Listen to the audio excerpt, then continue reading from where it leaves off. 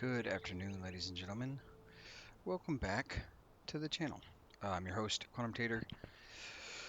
Not joining me currently in this short format video is Shark Gaming, but I am here with the rather rugged and long mileage looking Jimmy Chips. Today I wanted to give you guys a quick little tutorial on where to get one of the first ingredients for stuff that you sort of need en masse, and that is salt. So this is the Cinder Vault. This is right where you spawn. This is the little town you walk through and all of that stuff. And the home one here is the one that the tutorial essentially has you placed and will not stop nagging you until you've placed it. So salt is used to dry berries. It's used to make furs and various other things. It's ingredients for some later game stuff. And ultimately you are going to need a lot of it. And so with that, there's kind of two really easy access areas, I think, that you can get to. So the first one is just southeast of sort of the starting area where you might put your first flame shrine. And that is this sailing quarry. It's not going to show up on your map, but if you do southeast, it's pretty easy to get to. Um, you will definitely want the hunter unlocked at this point. The reason I say that is because they're the first person that really uses the salt in any mass quantity. Um, and you'll also want the glider built and unlocked because you will need to use it to get there easily. Of course, on this character, I have I think it's the tier 2 glider, but like I said, southeast, you're going to jump south-southeast, you're going to jump off and you're just going to glide down. This area of salt is not without danger. There are wolves over here. I believe they are level 2, level 3. I'm going to accidentally die if I'm not careful by running out of stamina. They're level 2 or level 3, um, and various things. And there's also not going to be without like some zombie interaction, which isn't too bad.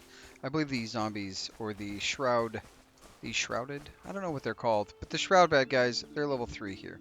So, as you can see, we're right next to the sailing quarry. We're southeast of our home one and directly east of the Cinder Vault, so that's kind of a good marker.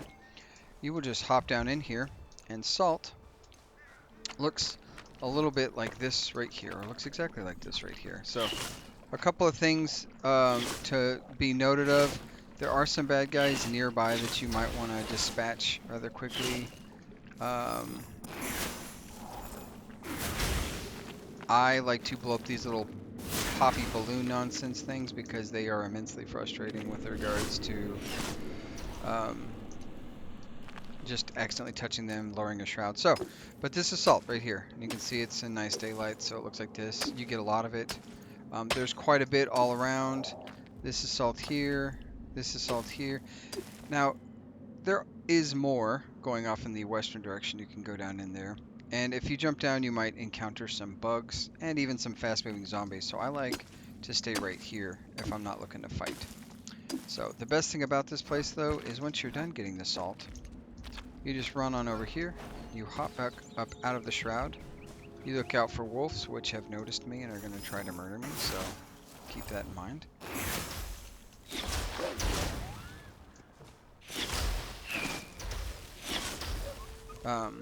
So knock those guys out, and then once you're done getting the salt you need, you just fast travel back home, and you're done. And that is probably the less risky way to get a lot of salt right at the beginning.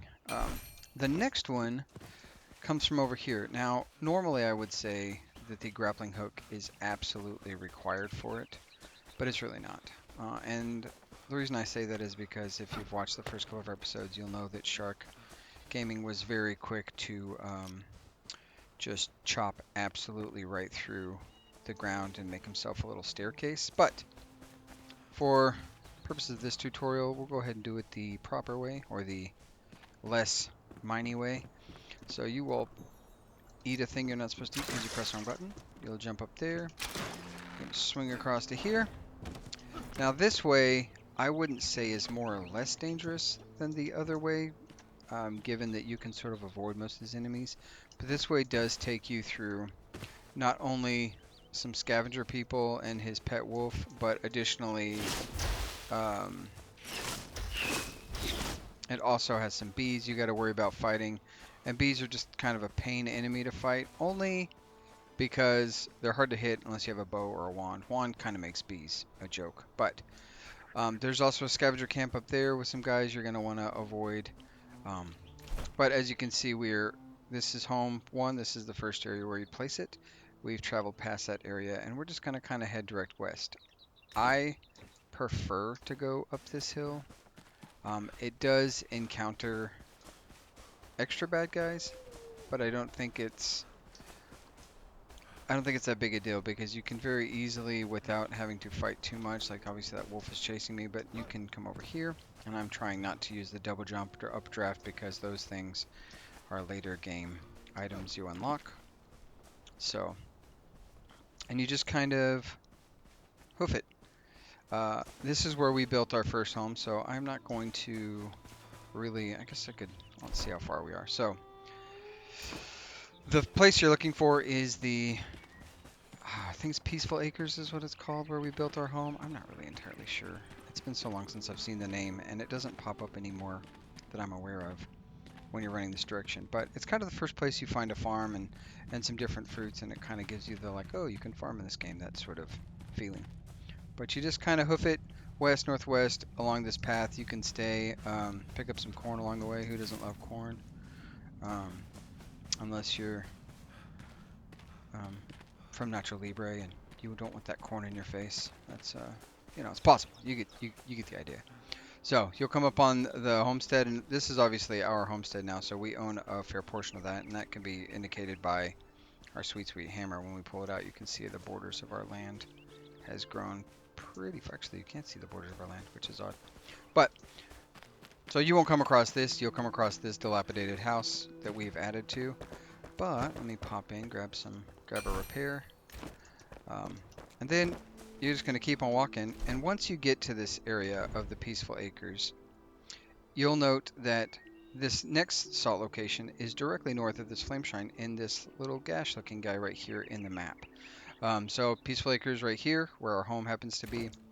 You're gonna just saunter on over here. Be careful, there's a wolf den right there that does have a pack of 3 or 4. So you might have to contend with those guys.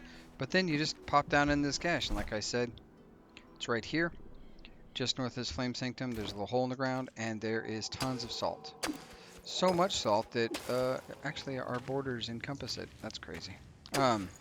So I advise mining outside of your border if your border also extends. Otherwise, the ground or place will not repair itself. But this is just a quick, easy way to get salt. You're probably not going to run into too many bad guys in here. You really only have to worry about the shroud. There are some bugs that spawn out from like right over here. So that's just a simple, they're easy to dispatch. They're just annoying. And then once you're done, you've got the salt you want, you've got everything you need, and you're running out of time, you just press E. There's a hook to come up, which is great. And then there's another hook over here, which you can walk to without double jumping. And then to really get across, you can either walk that way, or if you are daring and you want to dive across, you could do that. So yeah, that is the first locations to find salt. And like I said, the hunter is really the first person that uses it in mass quantity. They for drying pelts, drying berries, different things like that. But it's used in the late levels of the game, and it's just good to have. It's good to be able to get a lot of it, and those are the quick and easy ways to get them. We've done some remodeling and stuff off stream. You guys will get a tour of that on the next video with myself and Shark Gaming. And then one other quick tip at the end of this little video, something that Charlie Schenkels taught me. If you have a container that has items in it, let's say we split the stack here, right? And this had 1 dirt and salt. And you're like, oh, I want to deposit quickly. And you know this already has the things you want to deposit. You can hold Shift and R, and it deposits all like items into this thing. My only caveat into being careful with this specific methodology is if, for instance, you don't have potions down here in your bar, in the way that I don't have some of the potions down here in my bar, like say a mana potion. If there were, and I'm trying to find a good example of this, but it's harder than it looks. just because I don't know if we have any potions stored away in the same way. Ah, here we go. So you see I have Will of Wisp, or Wisp of Light here on my bar. Or not on my bar down here, but it's in my inventory. And let's say this also had salt and I wanted to quickly deposit. When I click Shift R, it's going to deposit also the potions that were in my inventory um, into the box. So if you were not intending to do that, if you did not want to, or you get out there out and about and you notice, oh my gosh, I don't have any of my sweet, sweet potions for fighting, that may be the reason. Anyway, I'm probably going to do a couple more short form videos like this just to kind of give some quick tips on where to find certain things that I've found are needed for all manner of stuff. So look for more of that. Always hit the like button, subscribe, hit the bell button so you don't miss any videos as they're posted. And I will catch you later, taters.